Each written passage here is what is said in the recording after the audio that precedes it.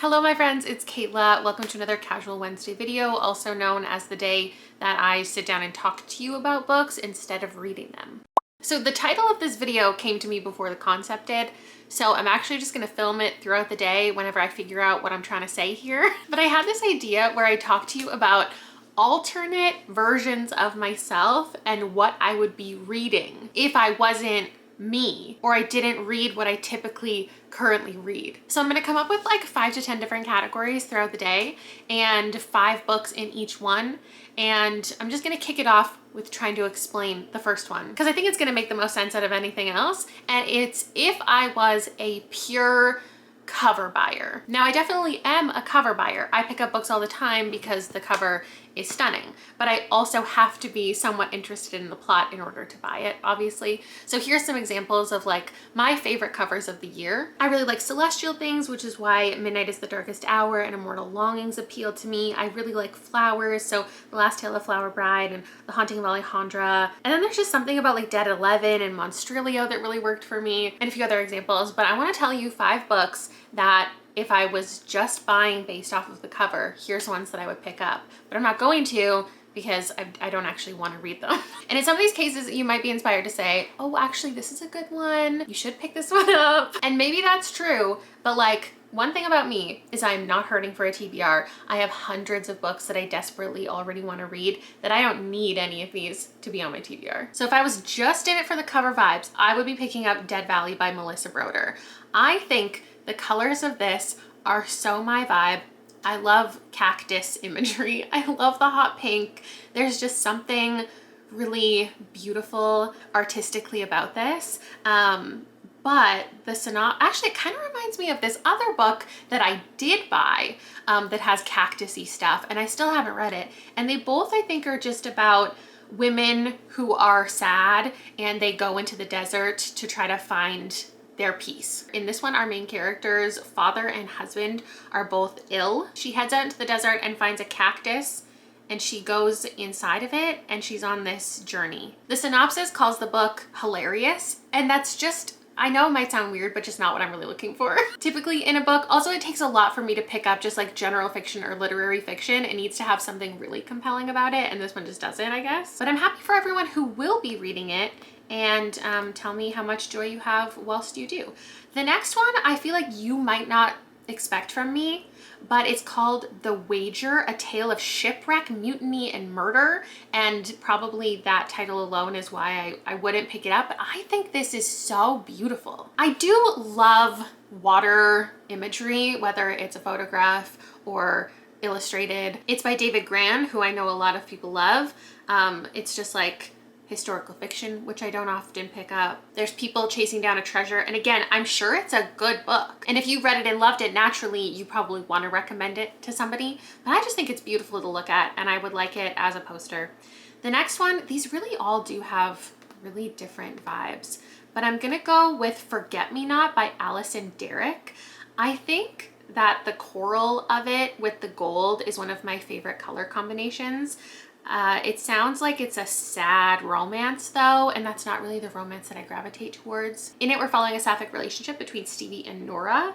It's epic, it's once in a lifetime, but then one of them loses their memory. Also, I just saw that it's tagged as YA. So while I will have a YA specific category, like what I would read in an alternate reality if I was a teen in 2023, if I was purely a cover buyer, I would be picking up this one. The next one also has a similar color background, so maybe I do have a type. It's called 8 Bears, Mythic Past and Imperiled Future by Gloria Dickey. Now, I did have this on my radar shelf, but I have realized of all the nonfiction that I have on my TBR that I want to read, I don't know that 8 stories of 8 different bears is something that I really desperately need to read. I'm sure it has great things to say and everybody's loving it, but maybe I would more want it to be on a t-shirt than a book that I'm purchasing to read.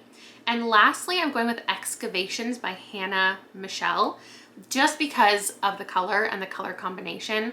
Pink and red is something that I love, and then just the like nature of the gray and black smoke on it. I just think it's so stunning. This is another historical fiction, which explains why, like the #1 reason why I probably wouldn't pick it up. Also, it is a motherhood story, which has to have a very specific type of synopsis and style for me to want to pick up. And it seems like a really like sad motherhood story where we're following this woman who is exhausted and anxious and just trying to escape. Her husband goes missing and it turns into a mystery, and I'm sure it's interesting enough. But yeah, those are the 5 things that if it was just about the covers, I'd buy them today. Now, while I fold my teenager's clothes and majorly clash with his dresser, I thought I would tell you about the books that I would read if I was currently a teenager. Because there are so many YA releases that are coming out that sound intriguing, but it's no matter how good a teen book is, I'm not going to give it 5 stars. I have only, of like the 600 books that I have read in the past 2.5 years, I've only read 5 stars. And so I read less and less every year, but I still am interested when they get revealed and they get announced. So if you're interested in the same type of horror that I am, but you read teen books as well, here are some that I would be reading. You're Not Supposed to Die Tonight by Kaylin Barrett takes place at like a summer camp. There's a full contact terror game that our main character has to play a part in. She's like supposed to be the final girl. And then her coworkers start disappearing. I would also be picking up She Is a Haunting by Trang Ton Tran.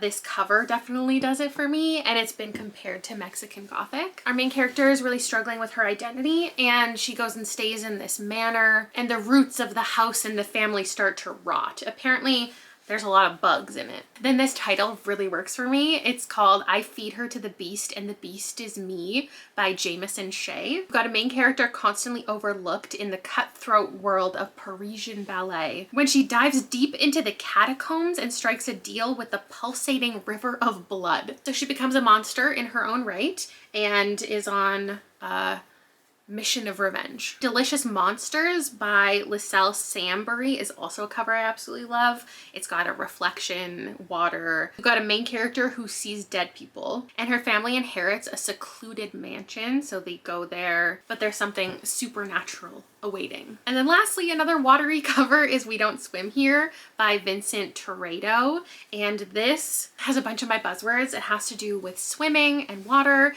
and we've got this girl who I think is going to a boarding school, and while she's there, she's not supposed to go into any of the pools, and there's somebody who like maybe drowned there and is haunting the water. So those are the 5 things that I think if I were a teen and I was paying attention to all of the 2023 releases, because when I was a teen I was reading like Fear Street and Goosebumps and the Babysitter's Club, like mystery series, and Christopher Pike in general, and also Stephen King and more adult stuff. So I think that all of these YA books totally align with what I would be reading then if it came out, but also what I really like reading now. But I can find all of these themes and stuff still in the adult books that I pick up, but I think they all still sound super intriguing. I guess the only exception I really have with reading YA current day is if it's an established author that I've given a high rating like relatively recently. So for me in the next couple months, like I know I'll probably pick up Where Sleeping Girls Lie by Farida Abikay-Amide because of Ace of Spades, and Icarus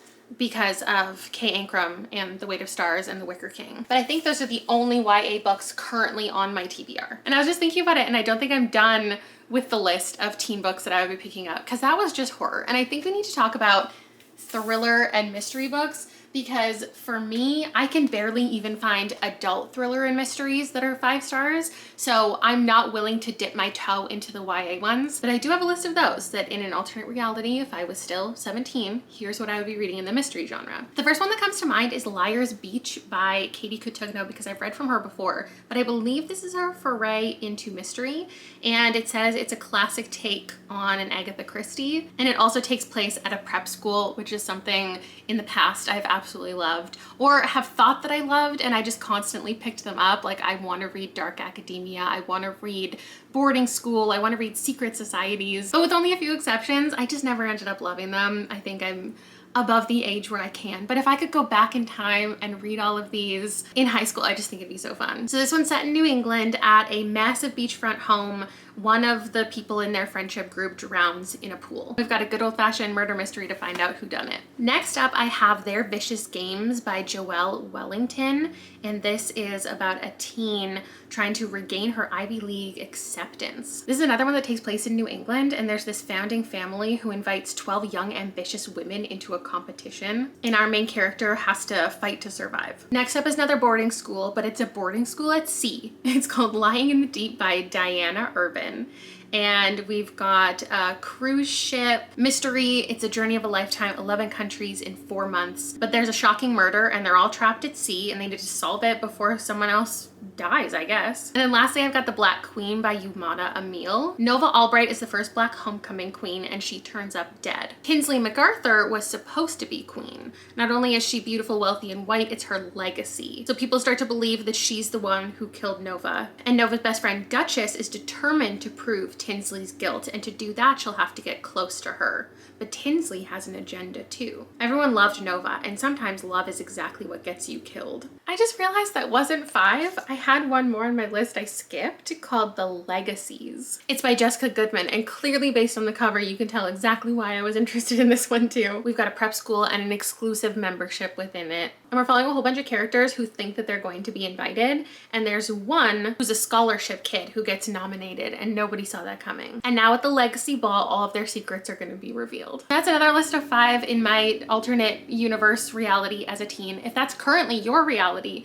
and these sound interesting to you, my friend Bree is hosting Blackoween. It's a readathon happening in October, and there's a whole selection right here of celebrating Black authors in crime fiction that you could check out. So I'm sitting here editing this video because I wanted to get it up today, so I need to start working on it as I'm filming it if I want to get it up by the end of the day. And I'm editing and my classics poster is staring right at me. And the thing about this one is I'm always down to read a classic if it's for a video. I will pick them up. I've scratched off plenty of things over the years, but it is not a goal of mine to get everything. It's not something I'm really focused on. I don't consider myself someone who typically loves classics, adores them, is making it a goal to pick them up and read them all. But in an alternate reality, I am. I'm a classics girl and I'm trying to scratch everything off.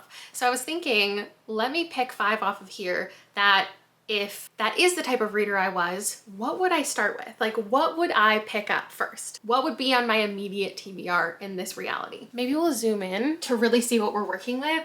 Now, there are a couple things on here that I feel like I've read or I have a general idea of what they are, like Catcher in the Rye. And I know I've read some of The Time Traveler's Wife, but I can't remember if I finished it or DNF'd it. I do need to scratch off The Princess Bride because I read that recently and forgot. And then near the bottom, there's definitely some ones that I could see that I know other people have recommended that I read. But unlike some of the other lists in this video, nothing here is off the table. In fact, I even own some of these books. So I think today, if I had to pick 5 things on this TBR, I would start with Anne of Green Gables because I know it's a Canadian classic and I'm sure it's gotten recommended to me a ton. All I know is it's about a family and a farm on Prince Edward Island. The next thing I would pick is probably Alice in Wonderland. I never read this because I don't think I was into super fantastical stories as a kid. Like, I mostly gravitated towards realistic fiction or horror mystery stuff. And if I was reading fantasy stuff, it was probably in class, and this was just obviously never a pick. But there's a rabbit in it, there's a girl, she goes to Wonderland, she meets all of these, I don't know, creatures and characters, and then she eats something and she gets bigger and gets smaller. I don't think I've even seen like a movie, which is pretty horrifying as a booktuber to not have experienced Alice in Wonderland. The other one I would go with that comes to mind immediately is The Shadow of the Wind, which I still don't even know if I know the synopsis for, but I know it's gotten recommended enough that I did buy myself a copy years and years ago, and it's somewhere in the depths of my TBR closet. It's about a book dealer and destroying every copy of a book. I think I did know that. Now I need to pick 2 more. If the picture of Dorian Gray was on here, I might pick that one. That's another one that I do know that I own, and it's short, and I've been told that I'll like it, but I can't remember why. It's a dreamlike story of a young man who sells his soul for eternal youth and beauty. That does sound like something I'd be into. I can imagine imagine it on some type of TV. Like if it ever came up for a video concept, I would totally read it. I guess these aren't all classics. They're just 100 reads of a lifetime. Like they're things that people think are great, like Game of Thrones and Outlander, which are things that I can't imagine myself ever reading. Oh, but lastly, I'm gonna say Things Fall Apart because I do also own that one. And this is a simple story of a strong man whose life is dominated by fear and anger. So in this alternate reality, I feel very ambitious about getting through a bunch of older titles, and those are the ones that I would pick. Okay, I'm just picking Liam up from school, and I stopped at the library for some pretty exciting holds. I had a little bit of time, so I was browsing around and I was looking at the graphic novels, and Bree C, one of my channel members, suggested this one last night at our live show because I was talking to them about this video concept, and they said, what about if I liked graphic novels? Which, if you don't know, I don't. And it's not that I haven't found the right one or the right like art or the right story. I just don't like them. I don't know how to explain it. The only thing I can think of is like, if I want to read, I want to read. If I want to look at something, I would rather watch a movie, I guess. But I was thinking, in this reality where I love graphic novels and manga, and I have so much around the house, like I have tried, my family loves it. But what kind of stories would I probably pick up and gravitate towards? One that came to mind right away is Heartstopper, just because I like being like other girls. Like I want to love this. I want to be in on it. I want to pick up all the ones as they're coming out because everyone gets so excited about this romance. So that's the first thing that came to mind. And then I was thinking Lumberjanes would probably be on my graphic novel TBR because this is about a group of girls, I think, at like a summer camp. There's also a magical quest and supernatural critters, and that just sounds fun. I would probably pick up Uzumaki by Junji Ito just because this has been recommended to me and it's horror. And if I was ever gonna pick up any type of comic graphic novel or manga, I would probably lean towards a horror one. This is like this small town afflicted with a snail-like disease that you can see represented on the cover. The full title is Uzumaki Spiral into Horror. Other ones I would probably pick up are like water-based summer ones. I know there's this one called This One Summer by Mariko Tamaki and Jillian Tamaki. I think it's just about like best friends during the summer connecting. There's also Girl from the Sea by Molly Knox Ostrateg, which is about this magical girl in the sea and like wondering if she's real or not. And then I also wrote down Mooncakes and Crumbs. These are by Danny Sterling, Wendy Zhu, and Susanna Walker, and they just both look to like bakery witch stories with some romance. And I feel like if I was gonna pick up a graphic novel, if it wasn't horror, I would probably want it to be like cute and sweet and wholesome. So those are my alternate reality graphic novel manga TBR choices that just came to mind first. Now, I love my book club. I love the way that I run my book club, that I'm reading it for the first time with everybody. We have a live show of all of our live reaction at the same time. But I do think sometimes, what would it be like if you ran your book club like a celebrity book club where typically they are suggesting a book to you? Reese and Oprah and whoever else have already read the book, and they want to endorse it and they tell everybody to read it. And I think about how different my book club would look if I ran it that way, because don't get me wrong, I have given out many a 5-star. Some of my all-time favorite books have come from selecting them out of thin air for my book club. I'm so lucky and fortunate that that has happened. But in an alternate reality, my book club runs where I read the book and I'm just making you read it after me. And here are 5 things that I would want to build a discussion around and I think are conducive to that. The first one that comes to mind is a recent read of mine, Everyone in My Family Has Killed Someone. And yes, this is still an alternate reality TBR because if I was gonna have a discussion, I would want to then reread it so I could brush up on everything before we talk about it. This one just had so many moments where I was surprised even by little things, and the writing was just so fun that I don't think this would be for everyone, but I think it would make for a really fun discussion. Another one that comes to mind is Lock Every Door by Riley Sager, just because we have read 4 of his books for the book club, and every single time we have a live show discussion, everybody talks about how this remains their favorite and nothing will ever beat it. And I think it would have been so fun to get to read this when it came out with everybody. And of course, I can reread this anytime. I could make everybody reread this with me. But if I were building just a little offshoot of the Literally Dead book club where I'm rereading things, that would be one of them. Jackal by Erin E. Adams also comes to mind because I read this last year, and it seems like I was a bit of the unpopular opinion, and it is fun when book club live shows do go that direction. When something just completely ridiculous happens at the end and we have a complete split opinion among the audience of if that was a good direction or if it was terrible. This has so many elements that I like in it that it would have been fun to talk about with everybody. Speaking of a wild ending, it would have been really fun to make everybody read The Other Side of Night by Adam Hamdy. I picked this up because it was recommended by a booktuber or a bookstagrammer in the beginning of the year when I read the community's favorite things. And this wasn't even on my radar before that, so it could have been a book club pick. And the fact that it wasn't, and I just had to react to the ending by myself, it just would have been fun to have a whole discussion about it. And then of course, one of my all-time favorite like weird horror books, Bunny by Mona Awad. How fun would it be to read this together? I have made so many people read this. I reread it recently. I've talked about it multiple times. And we've read a different Mona Awad for the book club. So I do feel like this exists within like the lore of the book club. If I were creating a reading list that would lead to a fun conversation, this is definitely on there. And you know what? I think I'm gonna leave it there at those 6 categories and the 30 or so books that fit within them. I didn't just want to do genre specific ones, like list all of the fantasy I would be reading or all the sci-fi I would be reading if I was a hardcore sci-fi reader or fantasy reader. But I realized that there's no real books that I've completely written off and that I would be down to pick up like anything because I do dip my toe into a lot of different genres. There are definitely a couple of things I could think of that I don't like to pick up, like books about cults, books that are, I don't know, more extreme horror. But again, clearly I do pick them up occasionally. So if you have any ideas, any other themes, I could do a follow-up video with this. I don't know. That's my alternative TBR. If I was gonna read something completely different and I was in a different universe for a couple months, that's what my reading would look like. Thanks so much for hanging out with me today. Let me know any of your thoughts down below. I guess this is kind of my version of an anti-TBR tag. If you would like to do this too, I would love to watch, and I'll see you later. Bye.